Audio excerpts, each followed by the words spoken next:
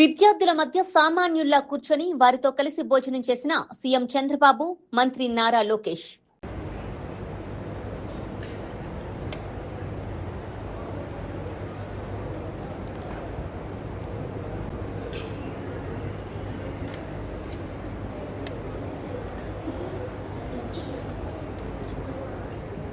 రోజు ధ్యానం పెడుతున్నారు.